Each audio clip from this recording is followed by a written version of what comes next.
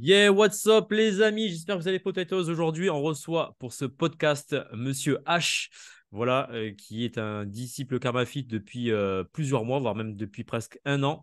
Monsieur H, je te laisse te présenter rapidement, sans trop donner de détails, auprès de la communauté KarmaFit.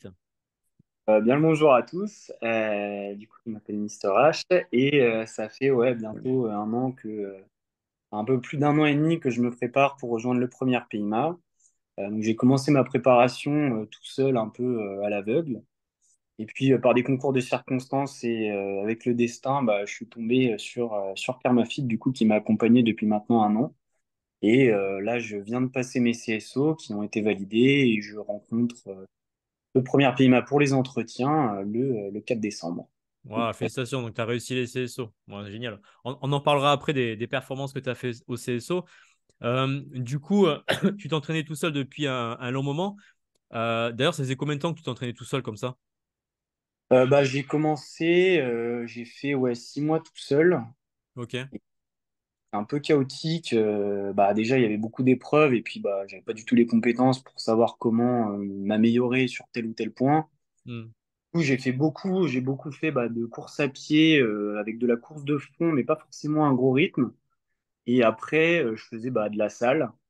Mais bon, je faisais un peu ça comme un con parce que je m'échauffais pas forcément et j'ai trop vite monté les charges et du coup, ça m'a vite amené à me blesser, à me faire des tendinites aux épaules. Et Ok. c'est ça.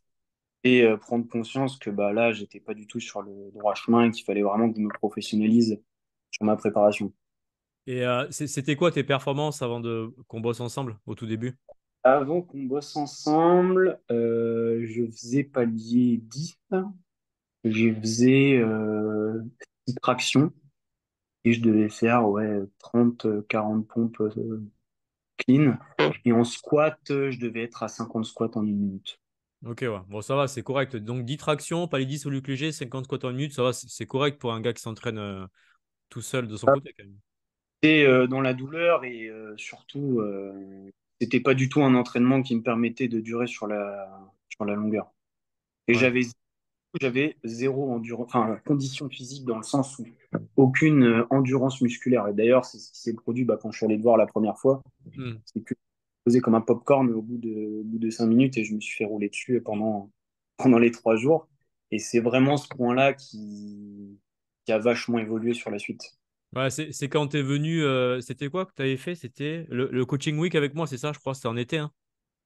En été, c'était avant la rentrée, je crois que c'était fin août, et j'étais venu 3 jours au temple Ouais. pour voir un peu ce que ça donnait, et puis aussi voir où est-ce que j'en étais par rapport à ma préparation. Et ça t'a fait comment de venir à la salle sur Bordeaux et que tu as fait les premiers entraînements? Donc, on a fait la préparation physique et aussi la préparation mentale. Je pense que c'était aussi une nouveauté pour toi, la prépa mentale. Et du coup, c'est quoi le truc qui t'a le plus étonné le premier jour quand tu arrives à la salle? Euh, hum, Déjà, j'ai pris une grosse claque, Ok. et parce que bah, les personnes qui avaient à la salle, j'ai vraiment vu le mindset de guerrier, quoi. Et moi, c'est vrai que j'avais pas trop l'habitude de ça, parce que bon, j'étais tout seul dans mon coin, du coup, les gens que je croisais, c'était un peu des méchants tout le monde qui venaient pour faire leur sport. Et là, il y avait que des Terminators et c'était ultra motivant de s'entraîner à côté d'eux. Même si, forcément, du coup, j'ai vite vu la différence, mais ça m'a mis un petit coup dans mon ego. Mais je pense que c'est aussi ce dont j'avais besoin pour repartir avec le couteau entre les dents derrière et pouvoir vraiment envoyer. Après, ce qui m'a vraiment marqué aussi et que j'ai trouvé vachement intéressant, c'est toute la partie de la préparation mentale Hmm. que j'ai tout pris en compte et tout ce que j'avais regardé qui préparait autour des sélections, des entrées dans ce genre de métier. Et pas du tout une variable qui était prise en compte. Ouais. Et que c'était vraiment un plus qui était ultra important. Parce que j'ai vu justement que ceux qui étaient au temple, ils avaient ce mindset-là et c'était pas pour rien et que c'est vers cette enfin, je voulais tendre vers ça, quoi. Hmm. Et l'entraînement qu'on avait fait ensemble, bon, ça fait plus d'un an et demi, je ne me rappelle plus trop, mais le premier entraînement que tu as fait avec moi à la salle, tu te rappelles ou pas? Ouais, je crois que c'était 600 mètres de course à pied. C'était le Wood d'intro. Ah, le WOD intro, ok, donc c'est 400 mètres de course, 40 squats, 30 abdos, 20 pompes et 10 tractions. Ah, Et de mémoire, c'est un gendarme PSPG qui a battu le record à la salle. Il l'a fait en, je sais plus combien, en moins de 3 minutes, un truc comme ça. Ouais, il a fait du sale. je rappelle que j'avais fait un score vraiment pas top top. En plus, je m'étais trompé sur les 600 mètres, j'avais fait 800 mètres. Je m'avais dit là au pneu et j'étais allé plus loin. Et ouais, non, Ouais. donc, du coup, déjà dès le début, je m'étais dit, voilà, ça va subitex pendant 3 jours. Mais bon, je suis content d'avoir vécu ça parce que je pense que j'avais besoin de prendre cette décharge pour la suite. Ouais, c'est bien parce que, en fait, la problématique, quand on se retrouve tout seul, on est un peu, tu sais, les œillères, tu vois. Donc, en fait, on occulte tous les points faibles ou alors on les voit pas du tout. En fait, on se rend même pas compte qu'en fait, on est sur le mauvais chemin. Alors qu'en fait, si tu regardes un peu à droite, tu as un autre chemin, ça s'appelle l'autoroute du succès, où il n'y a pas d'obstacle et tu vas beaucoup plus vite. Et en fait, malheureusement, quand on est tout seul, il n'y a personne pour te dire, oh mec, réveille-toi. Là, tes performances sont claquées au sol, tes mouvements, ils sont pas propres. Ton mindset, bah, c'est mindset de merguez ou de chipolata, ça dépend ceux qui aiment la charcuterie là. Donc, oh, wake up to the reality, quoi, tu vois. Donc, ouais, et moi, ce qui m'a le plus étonné, je m'y attendais vraiment pas. C'est vrai que moi, ce qui m'avait étonné en coaching avec toi, c'est que tu étais une putain d'éponge. C'est-à-dire, je te voyais, tu étais vraiment ultra assidu quand je te donnais bah, tous les cours, machin, tu notais tout.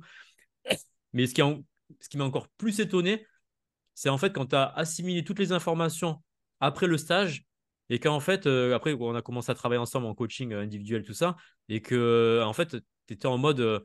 Tu m'as sorti cette phrase, je me rappelle encore, tu m'as dit plus jamais je veux ressentir enfin la faiblesse que j'avais eue pendant les 3 jours avec toi. Ouais, bah ouais, ça Et c'est. là, je me suis dit, c'est bon, le mec, il a tout compris. Il veut plus être dans ce niveau de médiocrité. Il va atteindre l'excellence. Il veut plus revivre cette souffrance d'être, entre guillemets, faible, hein. Même si t'es pas vraiment faible, hein, parce que quand même, tu avais de bonnes performances. Mais là, je me suis dit, c'est bon. Et là, du coup, ben, voilà, hein, tu as explosé tes perfs, quoi, maintenant. Après, ça s'est lié aussi un peu à mon parcours, dans le sens où l'école, ça a toujours été dur et on m'a un peu toujours dit que j'allais pas pouvoir faire ce que je voulais.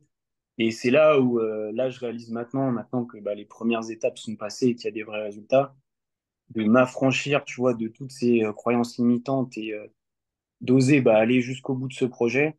Hmm. Et c'est notamment pour ça que c'est plus possible pour moi de me dire que je vais pas y arriver, quoi. Donc, Non, ça, c'est top, franchement. Parce qu'il y en a beaucoup, hein, tu sais, qui sont en coaching ou pas avec moi, qui, oui, je vise les commandos marines, les CPA, GIGN et tout ça. Et en fait, dès qu'ils commencent à être un peu dans la difficulté, tout de suite, ils cherchent des excuses. Ouais, j'ai trouvé une copine. Maintenant, elle est tombée enceinte. Ou alors, mes parents sont malades. Il faut que je m'occupe d'eux et tout. Enfin, ouais, ok, tes parents sont malades. Mais frérot, en fait, t'as les gens de personnel à écrire, tu vois. c'est clair. Et tu peux pas les aider si toi. En fait, tu vois, c'est un peu comme. Tu sais, c'est comme si tu avais un médecin, tu vois, qui était malade, mais qui doit soigner les gens. Bah, il va mal faire son taf, tu vois. Et en fait, comment tu veux aider les gens autour de toi si toi-même, t'es pas épanoui? Ça n'a aucun sens. Et moi, c'est ce que je dis aux gens. Voilà, là, on rentre en coaching, là, mais c'est pas le prévu, tu vois. Je dis toujours aux gens, devenez des putains d'égoïstes. Alors, les gens, ils me regardent, ils me disent, mais pourquoi il faut devenir égoïste? Mais oui, parce que si tu deviens égoïste, tu penses qu'à toi et tu t'améliores en tant qu'être humain en augmentant tes compétences intellectuelles, spirituelles, émotionnelles et physiques, mais quand tu vas revenir dans le monde, entre guillemets, réel, que tu vas sortir de ta coquille, de ta grotte, eh ben, tu vas pouvoir apporter tes bénéfices que tu as gagnés en étant égoïste au plus grand nombre, tu vois. Mais là, à l'heure actuelle, tu es une merde. Comment tu veux aider les gens? Tu vois, c'est pas possible. Tu vois, oui, tu vas les aider, mais tu vas faire que de la merde, quoi. Il y a que de la merde qui va graviter autour de toi. Et ça, c'est un point très important aussi que ça a permis de comprendre, c'est que il fallait aussi parfois bah, passer par ces phases d'ombre, Mm, à la rencontre de soi-même et puis bah, en ressortir plus grand. Parce que si on va jamais dans ces coins-là, quand ces peurs reviennent, bah, on est guidé par elles. Et moi, c'est vraiment ça que l'a apporté, c'est justement d'apprendre à les connaître et de bah, pouvoir travailler avec elles. Et maintenant, je suis plus guidé par ça parce que je sais que si je me revois 2 ou 3 ans avant, si j'avais eu un échec, bah, peut-être que je me serais découragé, que je serais pas allé au bout. Et mm. là, bah, les échecs, bah, au contraire, je suis content parce que ça veut dire qu'il y a plein de points que je vais pouvoir régler, que je sais où le curseur est et comment je vais pouvoir avancer. Ça, c'est un gros changement de mindset. Tu vois, moi, je dis souvent en punchline, pour que ça rentre dans la tête des gens, je leur dis les échecs, il y a pas de souci. Mais tant que tu n'es pas mat, la vie continue, tu vois. En tant que Ah, joueur d'échecs, tu vois, ça me fait rire quand je sors ça, tu vois. Mais les gens ne percutent pas, hein. Pour eux, c'est un échec égale maths, c'est bon, le jeu est terminé. Mais non, frérot, en fait, un échec, dans le jeu d'échecs, hein, parce que je suis un joueur, bah, du coup, tu peux bouger ton roi, tu peux te mettre en défense, tu peux reculer, avancer. En fait, le jeu n'est pas fini. Et les gens, ils s'arrêtent à l'échec. Tu vois, mais ça, c'est très typique français, en fait, ça, Mister H. Parce qu'en fait, si tu regardes aux États-Unis, en fait, eux, l'échec, c'est un levier et un moyen d'apprentissage. Tu vois, Ok. en France, tu rates ton bac, tu rates ton permis, les gens, ils te crachent dessus. Tu vois, comme dans Game of Thrones. Shame, shame. Voilà. Ah Mais ouais, et c'est vrai que c'est vite dans ce discours-là. du coup, pour tes zones d'ombre, tu as fait un truc exceptionnel que peu de gens font. C'est un stage immersion avec la team Karmafit. Donc, stage immersion, ça se déroule dans le Limousin où on loue presque 2 000 hectares de terrain privatisé. Voilà, c'est le Disneyland version militaire, entre guillemets. Et du coup, est-ce que tu as pu, lors de ce stage un peu légendaire, parce qu'il y a quand même il y avait des instructeurs force spéciale, il y avait qui d'ailleurs? Il y avait Wayne, Fred? Il y avait Wayne, Fred, et Aurélien, Jérôme et un collègue d'Aurélien, je me rappelle plus le Ok, nom. on va s'arrêter là, on va pas donner la suite. Ok, donc première PIMA et 13e ADP, ouais, c'est ça. Ouais, ils étaient là. Et du coup, est-ce que tu as pu encore plus travailler sur tes zones d'ombre, tout ce qui était doute, peur, croyances limitantes? Parce que voilà, comme tu le sais, hein, l'immersion, c'était hard. Très peu de temps de sommeil, décoxage à gogo, matin, midi et soir, dans tous les sens du terme, aussi bien mental que physique. Donc, du coup, est-ce que ça a réveillé tes démons et est-ce que tu as pu justement travailler sur ça? Tard dans le sens où c'est pas sur le moment même. Ok. Stage immersion, je pense que je suis rentré dedans avec les pires prédispositions parce que j'ai eu plein de galères à côté. Hmm. Et dans ma tête, j'étais ailleurs, quoi. Et de rentrer un peu cabossé dans le stage, je pense qu'au final, c'était. Maintenant, j'en suis hyper reconnaissant parce que bah, j'ai vraiment vu quand on enlevait toutes les couches, un peu entre guillemets, hein, parce qu'on peut toujours aller plus loin et tout. Ouais. Mais ce qu'il y avait, et en fait, j'ai pas la sensation, j'ai pas le souvenir de m'être dit à un moment donné, je vais pas y arriver ou quoi, mais juste d'être un peu dans cet état de flow et avec le groupe d'avancer et boum, on suit le train et voilà quoi. Hmm. Moi, c'est ça qui m'a marqué. Et c'est plutôt après, quand je suis sorti et que bah, j'ai commencé à aller un petit peu mieux et tout, que j'ai réalisé tout ça. Et ce qui est assez marrant, c'est qu'il y a plein d'étapes et d'épreuves qu'on a fait pendant le stage. Et tu me dis là maintenant, t'en prends une et tu l'as fait. Et mon gars, je serais en PLS. Alors que pendant le stage, t'es tellement dans ton truc Ouais. que j'ai pas ce souvenir de m'être dit, tu vois, putain, là, je vais en chier. Parce que tu vois le camarade à droite, bah, il est en PLS, mais il continue. Et puis en plus, bah, pendant le stage que j'ai fait, on a vécu un peu la transformation d'un bonhomme en Super Saiyan. Et c'est vrai que d'avoir vu ça, c'était fou, quoi. Le, Et de me le- dire, C'était moi, j'ai Luc. exactement. Ah, d'avoir vu ça, c'était un truc de fou. Et je me suis dit, bah, ouais, lui, si lui, il y arrive, on va y arriver, quoi. Et donc ouais, non, c'était. Les parts d'ombre, elles sont arrivées plutôt pendant le coxage parce que bah, c'est les étapes où tu as du temps avec toi-même.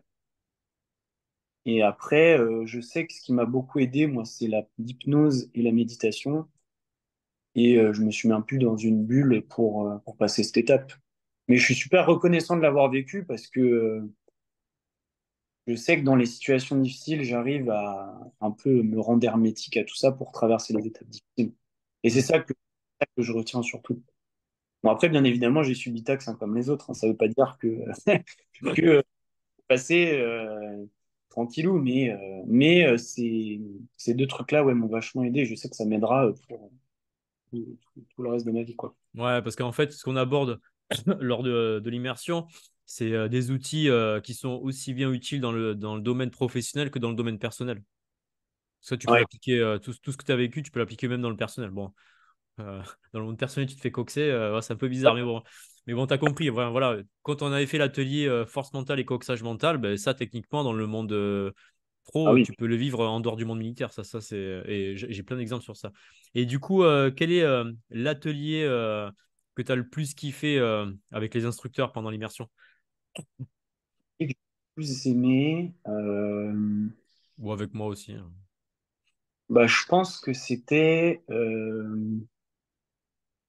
Ah, c'est pas facile. Ah, je dirais la marche de nuit qu'on a fait avec les sacs de sable.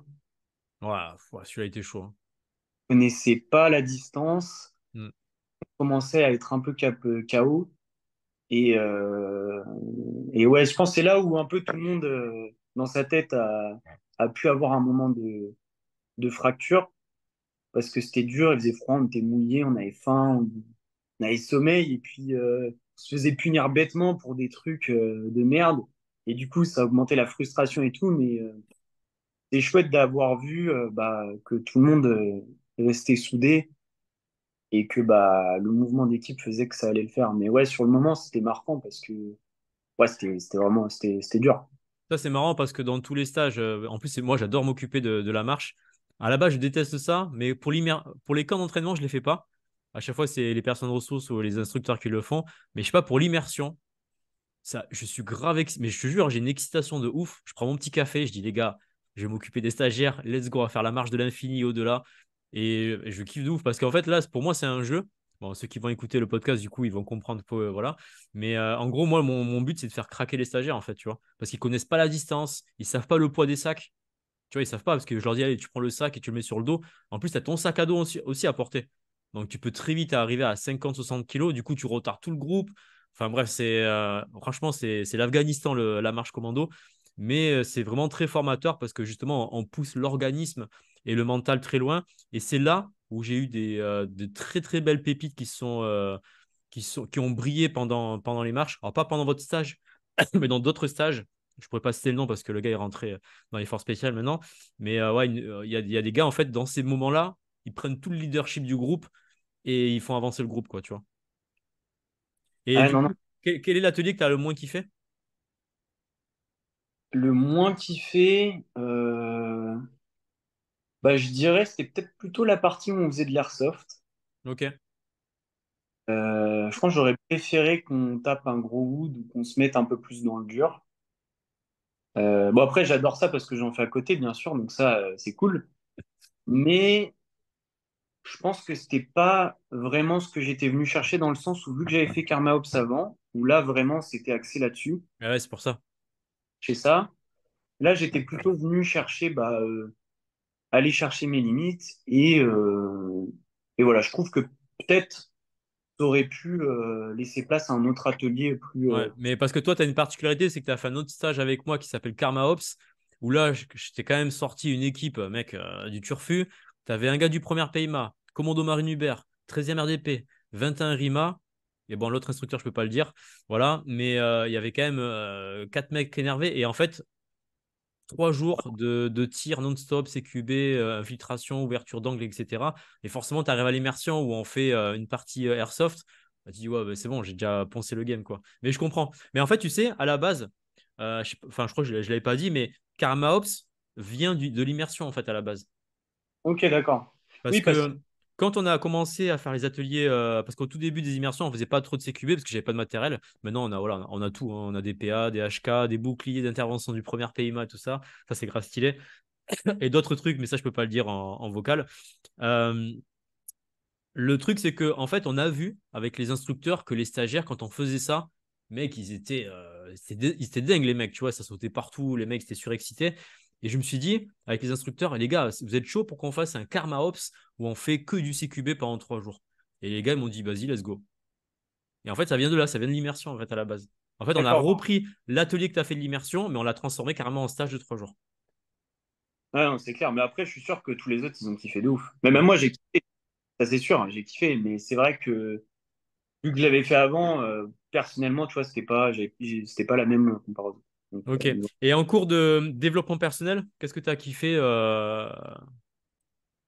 pendant bon, alors, l'immersion? je me rappelle, la fatigue, elle m'a Alors, fait. je te redonne les titres. Tu avais comment créer sa légende personnelle, loi d'attraction, force mentale, coxage mental, la mort. Euh, et voilà, je crois à peu près tout. Après, il y a d'autres petits mini-cours, mais je ne me rappelle plus après. Je pense celui de la mort. Waouh, ok. Parce que la thématique qui, je pense, est ultra importante si tu veux rentrer dans des métiers opérationnels. Et c'est des questions qu'il faut absolument se poser si mentalement, je pense, tu veux rester sans la tête. Hmm. Et là, honnêtement, j'en connais peu qui l'enseignent, même si on peut se renseigner et en trouver, mais d'avoir cet accompagnement-là sur cette thématique, je pense que c'est ouais, c'est un vrai plus pour derrière se poser les bonnes questions et être conscient de tout ça. Alors, il y a un truc qui est super marrant, ça je le partage avec toi, je le partage aussi avec la communauté. Il y avait un Ops sur Instagram, tu sais, qui m'a envoyé un commentaire par rapport à ce cours-là, parce que je l'avais offert à la communauté pendant 2 jours. Je dis, les gars, c'est gratuit, c'est offert. Et le mec, en gros, il a dit, ouais, je suis super intrigué sur ce cours-là ou intéressé, je sais pas quoi, mais chantait un peu de sarcasme dans ses propos en disant, moi, ce que je comprenais derrière, c'était en gros, quitter toi pour comprendre ce que c'est la mort sur un terrain opérationnel. Et dans ma tête, tu vois, je me suis dit, putain, mais quel tocard, tu vois. Comme si la mort, c'était réservé qu'aux militaires. Frérot, en fait, bon, là, c'est un peu hard ce que je dis, mais tout le monde a connu la mort autour de soi, tu vois, dans sa famille. Moi, personnellement, moi, j'ai mes 2 parents qui sont morts, tu vois. Enfin, j'ai vu la mort de mes 2 parents. Donc, tu vois, j'ai pas besoin de partir en Afghanistan ou de voir un convoi sauter avec un VAB pour dire, ouais, je peux parler de la mort, je suis légitime. Enfin, quoi, tu vois, quand j'ai reçu ce commentaire-là, je me suis dit, mais quel tocard, hein, c'est incroyable, quoi. Et du coup, par rapport à ce cours-là, je sais pas si je vous en avais parlé aussi pendant l'immersion, mais pour moi, ça a été le cours le plus dur à construire. Parce Mm. que je ne savais pas sur quel angle attaquer ce cours-là. Parce que tu vois, on peut attaquer sur le côté spirituel, le côté physique, enfin, sur plein de domaines, tu vois. Et aussi, c'est un sujet, comme j'expliquais, qui est très tabou. Ouais, bien sûr, ouais, surtout en Tu vois, France. la mort, le sexe, l'argent, la religion, la politique, dès que tu parles ça enflamme tout le monde, tu vois. Bah, on voit actuellement avec le conflit israélo-palestinien, là, t'as vu, c'est l'Afghanistan sur les réseaux, là.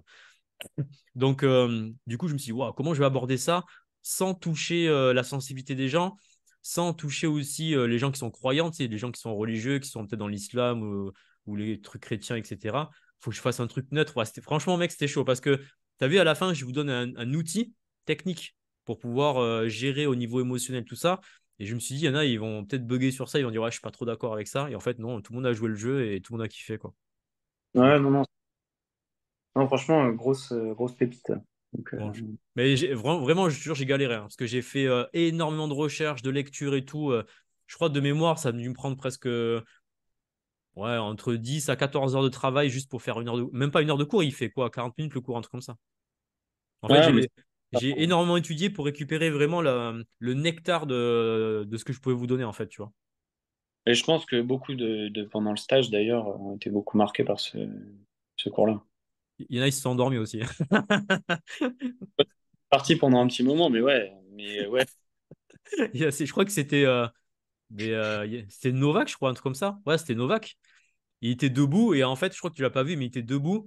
Et en fait, il s'est mis debout pour pas s'endormir.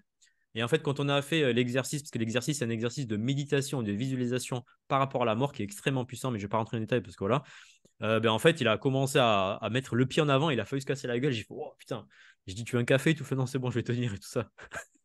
Le pauvre. Du coup, il est parti, je crois, dans le jacuzzi pour se réveiller. Ouais, je me rappelle, moi aussi, j'étais debout. Ouais. C'est vrai que Donc, super expérience alors. Ouais, ouais, non, expérience de fou. Je à tous ceux qui l'ont pas fait. Et comment tu as réagi d'ailleurs ouais, dans ton stage à toi quand tu as deux pélos qui ont abandonné le stage?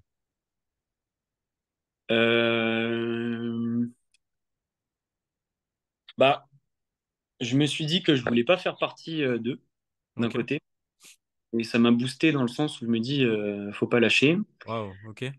Et d'un autre côté, bah, ça me faisait chier pour eux parce que je me suis dit, c'est dommage d'en avoir autant chié pour abandonner, Hmm. dans le sens où ils avaient déjà subi le coxage et tout ça, et ils étaient pas très loin de la fin, quoi. Ouais, Donc c'est dommage, peut-être que après, dans notre groupe, on aurait essayé de plus les pousser ou ce genre de choses pour qu'ils y arrivent, mais c'était dommage qu'on ouais, on finisse pas tous ensemble. c'est clair. Surtout qu'ils ont raté le Super Saiyan Luke à la fin du stage. Ça, c'était Et magnifique, ça. au final, ceux qu'on lâchait, surtout, je pensais que ça allait pas être eux. Et, Ouais. et quand je vois que bah, Luc et, Raphaël, et je crois, c'est ça. ouais, que eux, ils ont pas lâché. En fait, eux, ils auraient large pu aller à la fin, quoi. Donc, Et en fait, les raisons, je et te le les- dis honnêtement, c'était uniquement mental, hein. ah oui, ça c'est sûr, c'est clair. Et, euh, Et pour nous, enfin moi, j'ai vécu ça comme le plus grand des échecs en coaching que j'ai eu en immersion, parce qu'en immersion, je n'ai jamais eu d'abandon.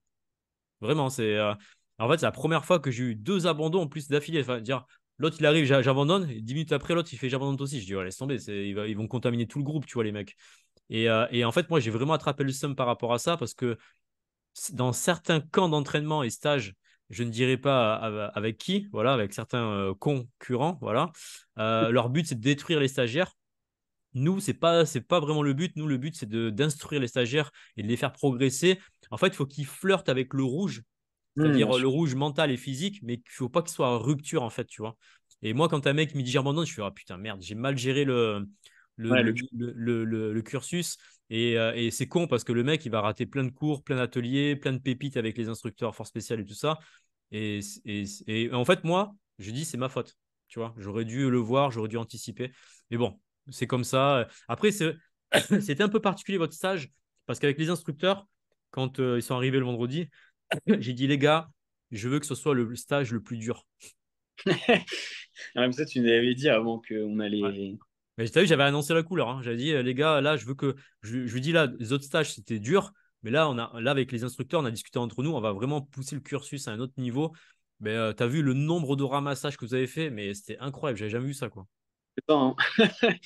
Ouais, on a beaucoup ramassé, ouais. Mais je suis content, tu vois, d'avoir participé à cette session-là pour ça, parce que je pense que c'est ce qu'on recherche tous.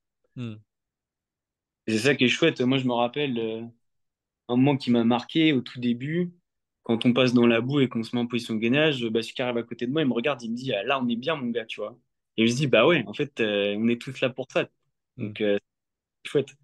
Bon, super. Du coup, tu as enchaîné, enfin, tu as enchaîné même avant, hein. Donc, tu avais pris le coaching avec moi. Mais je crois que tu as fait tous les programmes que j'avais en stock de mémoire. Izanami, Zenagi, Fujin, Dragon, Kraken, je crois que tu as tout fait. Ouais, c'est ça. Euh, du coup, explosion de performance. Bon, désolé, je fais que tousser parce que mon fils Ouais, m'a fait bien. la crève là. Du coup, explosion de performance en 1 an et demi. Quelles sont tes nouvelles perfs, du coup?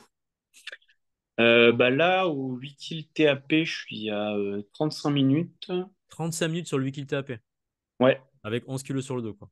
ouais, c'est Waouh. ça. Ok. J'ai commencé à 39, 40, comme ça.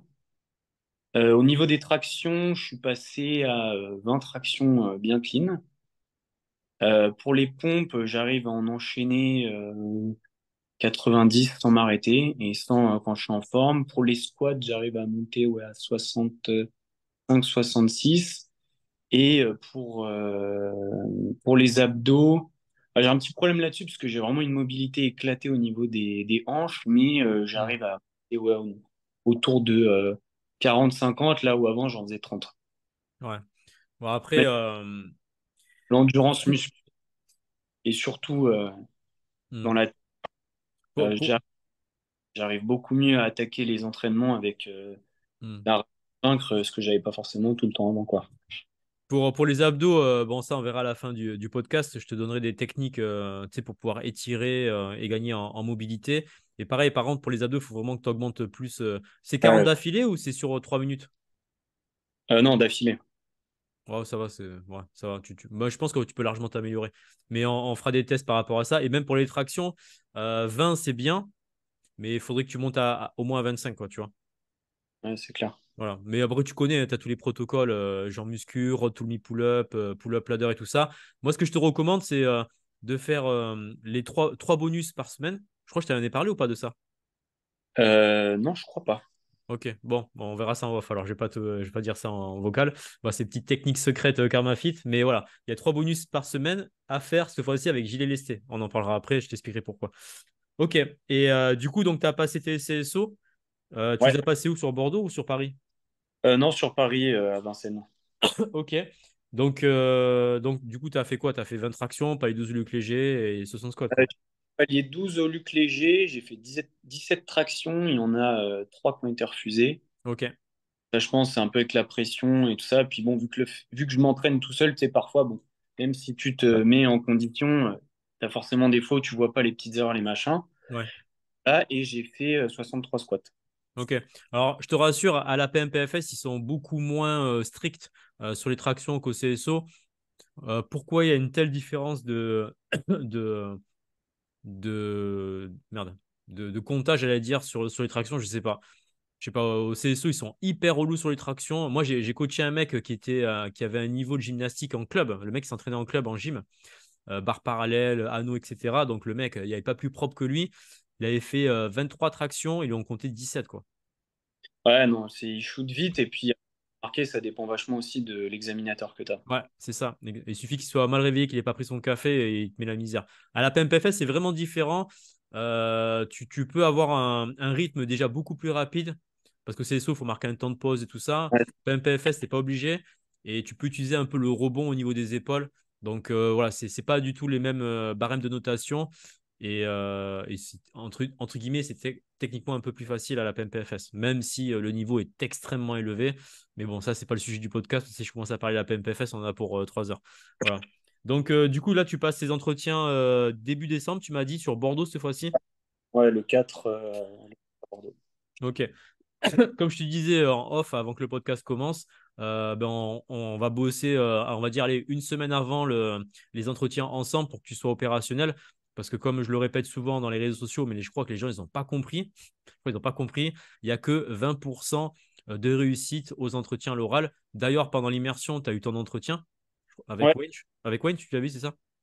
je suis passé, c'était Ah, avec t'es passé avec Fred. Fred, toi? Ouais. Ok.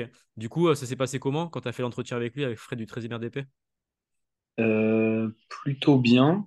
Non, plutôt bien. Heureusement, je les avais déjà passés au stage Karma Ops. Oui, à Ops aussi, on faisait l'entretien. Ouais. Et, ouais, après, en fait, c'est un travail continu, hein. Puis c'est surtout derrière de se poser les bonnes questions, se préparer aussi à être mis un peu en difficulté et savoir comment réagir. Et pour ça, bah ouais, les cours de dev perso, notamment autour de l'art oratoire, ça aide Hmm. vachement.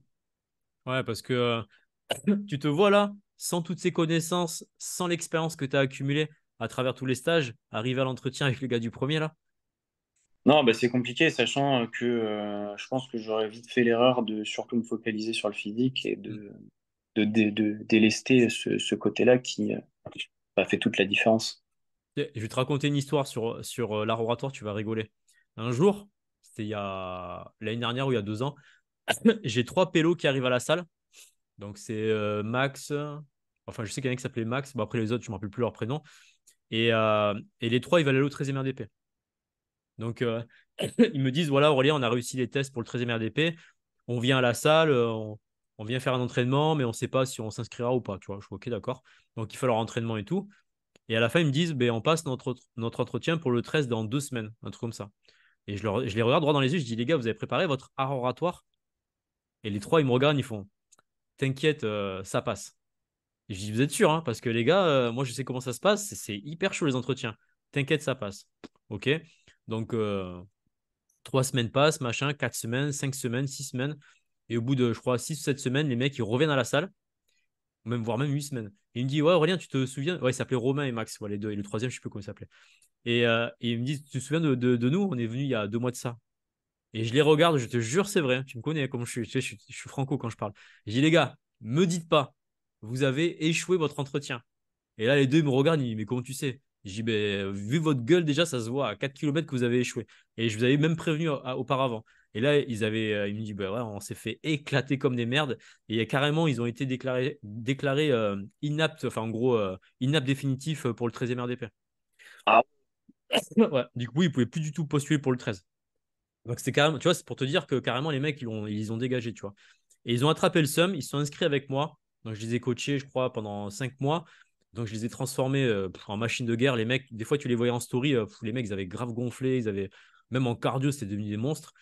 Et du coup, les deux, ils ont postulé pour l'EMHM, l'école de haute montagne, tu sais, pour les chasseurs alpins, et ils ont été reçus. non, bah nickel. Voilà, donc je suis vraiment content par rapport à ça. Mais voilà, c'est la petite histoire. Moi, quand je vois quelqu'un et je lui dis, t'as préparé ton oratoire, que le mec il dit, t'inquiète, j'y vais au talent. Quand on me dit ça, je sais tout de suite que ça, c'est vous à l'échec, quoi. Ouais, bah, c'est clair. Parce De qu'il toute y a, façon, un entretien, hein, ça se prépare, hein. Bah oui, parce que tu arrives comme ça, juste en te disant, ouais, si j'ai 20 sur 20 au sport, ça passe crème. Je crois que tu n'as pas compris le concept d'effort spécial, mec. Pourquoi ils sont spéciales? Parce que déjà, un, les missions sont vraiment pointues. Et deux, ben, il faut être bon dans tous les domaines. Que ce soit le psychotechnique, l'écrit, l'entretien, le sport, tu dois être excellent en tout, parce qu'il n'y a que 10% au total sur 14 mois de formation où les mecs à la fin sont brevetés commando, quoi, SAS. Ouais, c'est clair. Et du coup, Mister H, pourquoi le premier PIMA? Et pourquoi pas les commandos marines ou les CPA ou même le GIGN, je sais pas, une autre unité? Bah, je m'étais renseigné. À la base, j'avais découvert les forces spéciales avec les commandos marines. Et puis, quand je me suis renseigné un peu sur la nature des missions, bah, je me suis rendu compte que le milieu aquatique et tout ça, c'était vraiment pas mon truc. Et c'était Ouais. pas. Il y avait quelque, je sais pas, il y avait quelque chose, tu vois, J'étais hyper admiratif, bien évidemment, mais vu que je connaissais pas le reste, ça m'a un peu plus ouvert sur bah, qu'est-ce qui se faisait. Hmm, Et par un peu l'histoire de mon grand-père qui lui avait été dans l'armée et dans l'infanterie, et qui m'avait toujours dit bah, que les paras, quand il avait bossé avec eux, c'était juste, enfin, c'était un truc de fou. hmm, Et bah, j'avais vraiment envie de pouvoir me rapprocher dans une armée qui avait pour fibre bah, la terre, entre guillemets, et les combats d'infanterie. Et après, bah, moi, ce qui m'a beaucoup marqué, c'est la devise du régiment. Pourquoi? Parce que très longtemps, j'ai jamais osé, hmm. j'ai jamais autorisé à croire en mes rêves et entre guillemets à gagner. Et pour moi, quand j'ai vu ça, quand je me suis renseigné sur l'histoire du régiment, ses origines, bah, je me suis dit, ouais, c'est parmi ces hommes-là que je veux être et je veux faire partie des meilleurs. Et pour moi, ça, c'était mon idéal de la perfection. Et c'était aussi, je pense, inconsciemment de me dire, bah, là, tu vas oser un truc que Hmm. peut-être ou très peu de personnes vont y arriver et tu vas t'autoriser à y aller et surtout à gagner. Et ça, moi, c'est ce qui me fait lever le matin et ce qui fait que dès que je vais à la salle, j'ai la rage et je vois le béret au bout parce que c'est un idéal de vie et un idéal, entre guillemets, de personne que j'ai envie d'atteindre. Et cette excellence-là, je la vois à travers le béret, le premier. Et justement, en parlant de béret, qu'est-ce que tu as ressenti quand tu as vu la première fois un béret amarante devant toi avec Wayne, l'instructeur? Bah, ouais, c'est un peu comme un trésor dans le sens où bah, ça force l'admiration. Ouais, c'est des émotions fortes parce que bah, on travaille dur pour ça et ça te donne envie de vraiment t'arracher pour te dire, bah, ça, faut le mériter. Il faut saigner, il faut suer. Et tant que tu n'auras pas fait tout ça, bah, rien ne sera acquis. Et même quand tu l'auras, ce sera Ouais. pas acquis parce qu'il faudra continuer de travailler. Et c'est vraiment ça qui me pousse, c'est de me dire que, en fait, c'est un niveau d'excellence continue. Et Hmm, ça, enfin, je pense, hein, que chez les forces spéciales que tu peux le trouver, c'est de la remise en question perpétuelle, un entraînement constant, d'être hyper humble et de viser tout le temps plus. hmm. Ok. Bon, c'est beau ce que tu as dit là. Ça se voit que tu parles avec passion et que ça te fait vibrer au plus profond de toi-même, quoi. Ouais, bah, sinon, je pense que j'aurais arrêté depuis longtemps, hein. Je pense que c'est enfin, ce que tous les disciples ont, hein. Sinon, Ah, pas tous, hein. Pas tous, parce que moi, j'ai eu des gars en coaching, comme tu vois, le dernier en date qui m'a le plus marqué, c'était un mec, je ne me rappelle plus de son prénom, c'est pour te dire qu'il m'a vachement marqué, et qui venait à la salle, il s'entraînait. D'ailleurs, je le récupérais en voiture pour l'amener à la salle parce qu'il n'avait pas de voiture. Enfin bref, il était sur Bordeaux et tout. Et lui, il voulait rentrer au premier PMA. Il était un peu potelé, tu vois. Et il faisait du basket à très haut niveau. Et du coup, moi qui suis un grand fan de basket, parce que j'ai joué pareil en club pendant des années, donc du coup, le soir, on arrivait à la salle, on faisait des grands matchs. Et après, on faisait les WOD et tout. Et en fait, le mec, du jour au lendemain, il est plus venu à la salle. Alors, tu sais, 4 jours, 5 jours, une semaine, 2 semaines, plus de nouvelles, tu vois. Et je dis, ouais, ouais, frérot, tu fais quoi là? Moi, je veux qu'on continue à jouer au basket et que je te mette la misère à l'entraînement, tu vois. Et là, il me dit, ouais, ben, j'arrête mon objectif du premier. J'ai trouvé un job dans les dom-toms pour poser, je crois que c'était des panneaux solaires, un truc comme ça. Et bye à Dubaï. Il se casse. ok. Et là, j'ai fait, mais sérieux, le mec? Il est vraiment sérieux. Il y a des gars, il y a des gars qui sont venus de Guadeloupe notamment pour le stage immersion, Steven qui est rentré c'est quoi, Samex ou Odyssey RGP, je crois que c'est un des deux là. Le mec, il a fait 8000 bornes juste pour s'entraîner avec nous pendant 3 jours. Après, il est reparti dans les dom-toms. Et là, tu as un pélo, il est déjà sur Bordeaux. Je l'emmène à la salle. Le mec, il a accès à toute l'infrastructure, à mon savoir, à machin. Et le mec, non, je préfère aller dans une dom-tom. Je dis, mais. Et là, tu vois, c'est là où ça me fait bugger, en fait. Je dis, mais il y en a, ils se racontent vraiment des histoires. Il y en a, c'est des réelles histoires de cinéma, tu vois. Je vais aller au premier, mais je vois qu'Aurélien, il me pousse trop. Non, en fait, c'est trop dur, je change de voie, tu vois. C'est pour ça, Ouais, hein, non. tous les disciples ne sont pas comme toi, hein. J'aimerais bien, hein, ça serait kiffant, tu vois. Au moins, tu sais que tu avances et que il y a de la concrétisation derrière. Mais il y en a beaucoup, je te le dis honnêtement, pas forcément des disciples, mais des gens qui me contactent. Ils se racontent vraiment des histoires, c'est des réalisateurs de cinéma, tu vois. Je rêve de porter le béret vert sur la tête, mais dès que tu leur dis il y a un 8 kill TAP à 4 heures du matin, ah non, non, je me lève pas à 4 heures, demain je bosse. Ah ouais, parce que quand tu seras dans l'effort spécial, tu diras non, j'ai pas fait ma nuit de sommeil, j'ai pas envie de sauver les gens. Enfin, tu vois, si on n'a pas cette rigueur dans le monde civil, bah, tu n'auras jamais cette rigueur dans le monde militaire. Faut pas se leurrer, en fait. C'est sûr. Voilà. Donc, ouais, j'ai eu des pépites en coaching, hein, je te le dis, hein. Ah, des mecs qui m'ont fait des dingueries comme ça, là, Ouais. incroyable. Mais bon, ça se décèle. Je dis rien, tu sais, j'ai pas envie Ouais, de. bah, je pense Comment? là-dessus. Tu dois avoir un peu l'habitude aussi là-dessus. Ouais. En fait, je suis capable. Après, bon, tu vas me dire, ouais, le mec, il est fou, tu vois. Mais vraiment, je te jure, c'est vrai, en moins de 10 minutes, je sais tout de suite si tu es capable d'aller jusqu'au bout de tes objectifs ou pas. Juste dans la façon dont tu parles, ton attitude, ton langage corporel, ta façon de parler et tout ça, je le vois à 4 kilomètres. Mais vraiment, hein. Tu vois, là, je te donne un autre exemple. Là, j'ai coaché une meuf à la salle pour la gendarmerie et tout. Et j'ai discuté avec les gars de la salle et je lui ai dit, vous allez voir, cette meuf, dans un mois, elle sera plus à la salle. Pas manqué. Au bout de 4 semaines, je te jure, c'est vrai. Mais la meuf qui vient pour la gendarmerie, elle vient plus. Je dis, eh ben, tu vois, elle me donne plus de nouvelles. Et là, je lui envoie un message, elle me dit, ouais, ben là, j'ai déménagé sur Paris.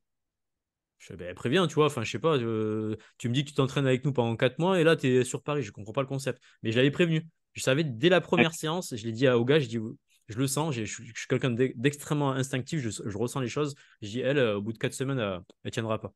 Et pas manquer, quoi. Bon, ça, c'est la puissance du coaching, hein. Quand tu coaches des gens au quotidien, tu vois tout de suite le potentiel des personnes. Mais tu sais, c'est comme les entraîneurs de foot ou de basket, hein. Tu vois un mec quand il est sur le terrain, s'il y a du potentiel ou pas. Mais moi, dans le coaching, c'est la même chose. Mais moi, c'est ce que j'avais décelé chez toi aussi. Je me suis dit, putain, le mec, il vient en août, là où tout le monde est en train de bronzer au soleil, machin, ou de partir en vacances. Mais le mec, il vient déjà se faire rétamer à la salle, à se prendre des entraînements de titan et à finir en PLS, où je suis à 2 doigts d'appeler le SMUR. Et en plus, tu as vu, tu dormais dans des conditions spartiates, hein, à la salle, hein. Ouais, ouais, ouais, bah ouais, c'est. Parce Non, qu'il mais après, n'y a pas de douche, hein. ouais, bon, ça va. Pas trop là qu'à côté. Non, mais tu vois, ça montre beaucoup de choses. Tu vois, de venir en été alors qu'il n'y a personne, tu vois, l'été, moi je te le dis, en coaching, c'est le calme, tu vois, tout le monde se barre. Et là, je me dis, le pélo, il vient, il est chaud, tu vois. Ok, on va lui donner. Et tu as vu, j'ai même fait des cours qui n'étaient pas prévus parce que je voyais que tu étais demandeur en plus. Au final, c'est ça qui était pas plus mal, c'est que du coup, bah, vu que je te connaissais pas, on a pu prendre aussi le temps de se connaître. Moi, j'ai pu me dire, bon, bah, ok, ça fonctionne comme ça. Hmm. Est-ce que ça me correspond ou pas? Et franchement, je regrette pas du tout. Au contraire, moi, je préfère que ça se passe comme ça plutôt que d'arriver où c'est la bourre et du coup, bah, tu t'as pas trop le temps de voir un peu comment ça se passe, là. Et je sais pas si tu as remarqué aussi, mais de toute façon, même dans les immersions, je faisais ça aussi, c'est que je donne à la hauteur de vous ce que vous donnez aussi. Tu vois, si je vois que la personne elle est ultra motivée, ben, tu as vu, je suis capable de faire des cours qui sont pas du tout prévus au programme et je dis, ok, les gars, ils sont chauds, vas-y, je vais leur donner encore plus de valeur. Ouais, non, c'est sûr.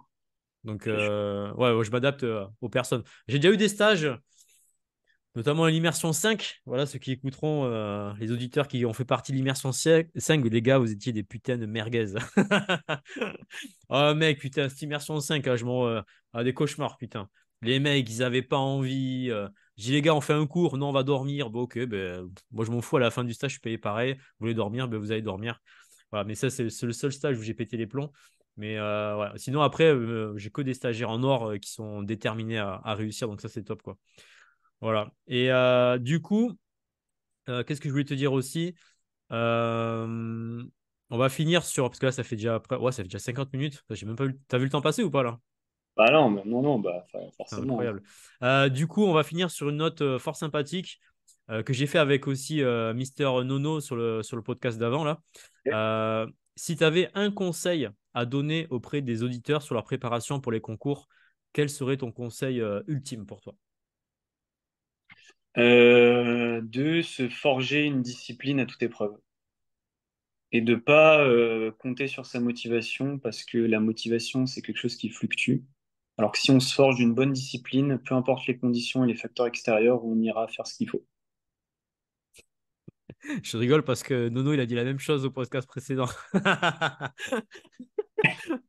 Bon, c'est bien, au moins, on n'a pas discuté, vous dites la même chose tous les deux, donc Non, mais ouais, ça, c'est important parce qu'on tombe très vite et moi, c'est les gens qui disent ah, mais je suis pas motivé pour faire. En fait, la motivation, pour moi, c'est vraiment, entre guillemets, le starting point. C'est ce qui va te donner l'envie de faire et de t'investir. Et c'est ça qui va te permettre de construire les prémices de ta discipline. Et après, c'est toi en t'investissant dedans où tu vas t'imposer une discipline et des exigences. Mais si t'as pas ça, c'est capoute parce que dès que ça va être difficile, bah, tu vas abandonner. quelles sont tes techniques justement pour toi, pour te motiver et augmenter ta discipline? Pour augmenter ma discipline, bah déjà, très vite, je me suis dit, les personnes qui sont dans les FS, quand je suis confronté à des choses où je me dis, bah, qu'est-ce que eux ils feront? Hmm. Mettre dans leur peau pour prendre des décisions qui vont m'amener à ressembler à eux. Et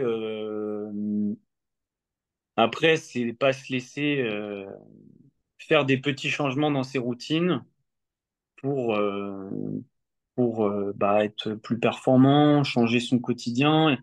Après, j'ai pas vraiment de technique, mais je sais que pour moi, par exemple, quand je loupais un entraînement, c'était quelque chose, ça me rendait fou et le lendemain, je faisais le double.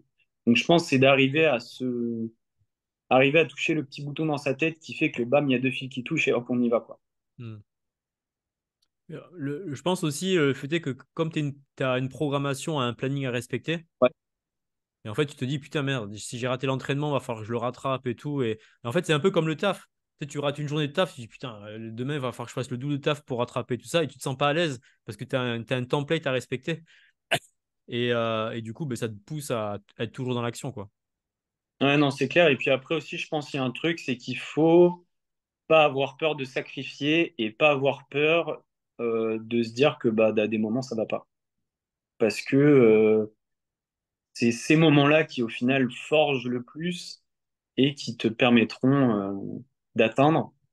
Parce que moi, je suis persuadé que celui qui a toujours connu la victoire Hmm. et qui est ultra performant, bah, face à un mec qui a toujours été dans la merde, qui a toujours su s'en sortir, même s'il est moins fort, moins rapide, sur le long terme, c'est toujours lui qui gagnera parce qu'il aura un mindset titanesque et dès que l'autre il connaîtra l'échec, bah, il va s'effondrer.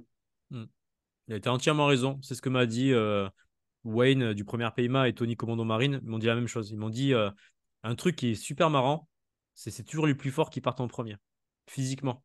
Parce que justement, ils sont forts parce qu'ils sont forts naturellement, je pense, de base. Les mecs, tu vois, ils font un peu de sport, ça, ils sont déjà palier 12. J'en ai coaché des mecs comme ça, hein. C'est incroyable, je te jure, hein. Des mecs, au bout de 2 mois de coaching, ils sont palier de, je te jure, c'est vrai, hein, palier 7 au palier 12.